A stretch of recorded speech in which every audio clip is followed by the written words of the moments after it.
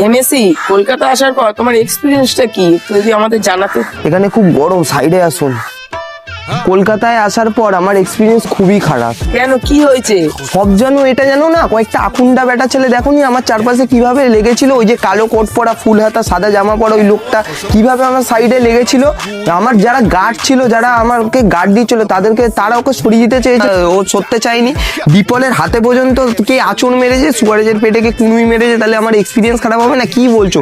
যদি আমি ওয়ার্ল্ড কাপটা আনতাম না, ওয়ার্ল্ড কাপটার মাথায় আমি ভেঙে দিয়ে আসতাম, যেটা কি আমার চারপাশে আঠার মতো লেগেছিল। তোমার সাথে যে এতবার সেলফি তুলছিল, তোমার অসুবিধা হয়নি? সেলফি আমি তো বলছিলাম আমি সেলফি তুলবো না, এমনকি আমি ফুটবল দর্শকদের কাছে গিয়ে হাত দেখাতে চেয়েছিলাম, আমাকে যেতে দেয়নি। আমাকে হাত ধরে ওর পরিবারের কাছে নিয়ে যেতে চেয়েছিল। কি বলবে ভাই, যদি ব্যালেন্ডিয়ারটা আমি আনতাম না, ওর মাথায় আমি ব্যালেন্ডিয়ারটা ভেঙে একদম বসিয়ে দিতাম। আমি তুমি যে হায়াতে ছিলে, তোমাকে ওখানে কি করা হয়েছিল তোমার সাথে? হায়াতে আর বলবেন না ভাই, খুব কষ্ট।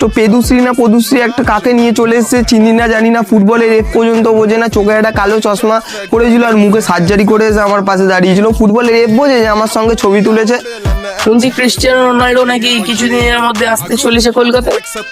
ক্রিস্টিয়ানোকে আমি বলে দেবো আসতে না, ওর যা পার্সোনালিটি, আর তারপরে যে ওর যে প্লে বাটনটা নিয়ে আসবে ইউটিউবে, দেখবো ইউটিউবে ওটা চুরি করে নিয়েছে, ইউটিউবের প্লে বাটনটা এখানকার নেতা মন্ত্রীরা। পাগল নাকি? ওকে আমি আসতে বলবো এখান দিয়ে। চল, আমি ওখানে সিকিউরিটি কেমন? আর কোনো কথা না, আমি এখান দিয়ে বাড়ি যাবো, আমার ভালো লাগছে না। আমার প্লেনটা না চুরি করে নেই এয়ারপোর্ট দিয়ে, আমি এখান দিয়ে চলে যাবো। টাটা।